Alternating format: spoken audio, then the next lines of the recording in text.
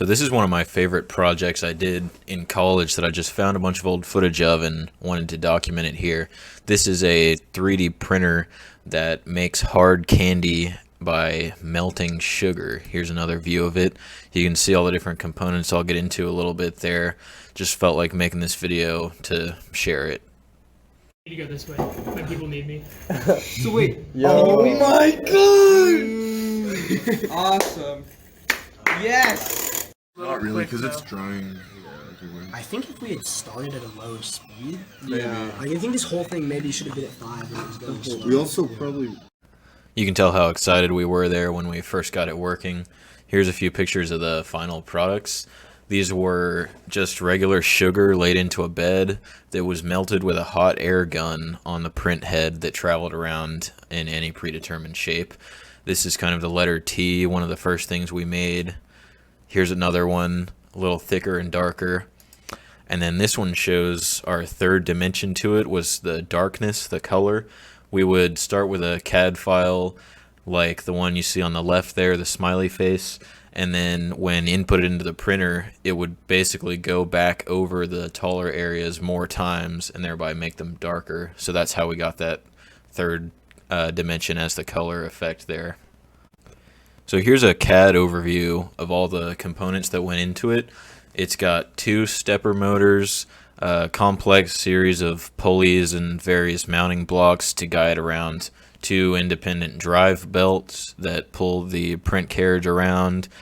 It has a power supply, and then the hot air rework box was the source of our hot air that was used to melt the sugar. Here's a real-world picture of it. It's a little on the ugly side, but aesthetics were not part of the grading criteria, so that's okay. It was very functional, and that's what really matters.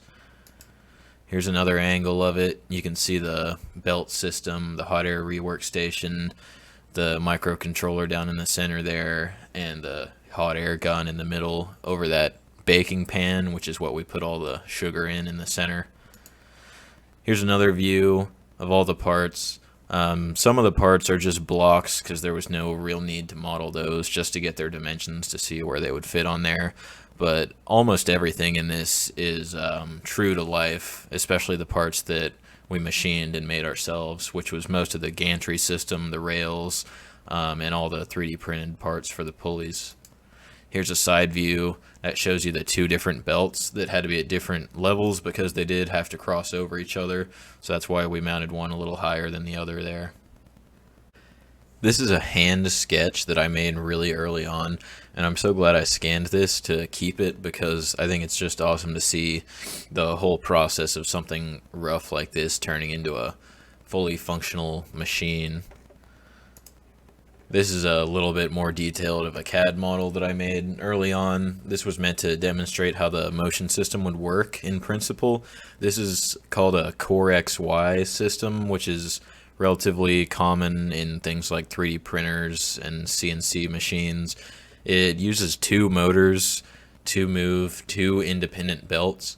And what's kind of interesting about this is to move in a straight line in either direction, X and Y, you're moving both motors. I've got the equations of motion listed down there, and it's color coded. The red is the A motor pulley system, and the blue is the B motor pulley system.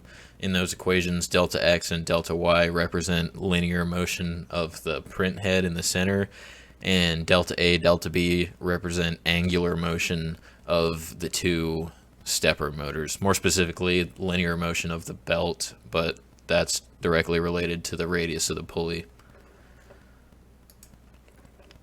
And here's just some drawings that I made for all the components in the gantry system, because we did machine all these ourselves using a manual mill, so that was a lot of fun.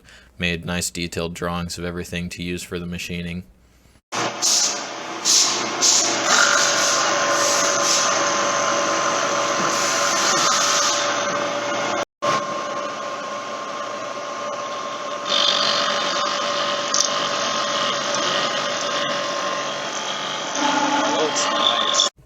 So I'll leave you with this time lapse of the printer making one of those T shapes from the beginning. Thank you so much for watching.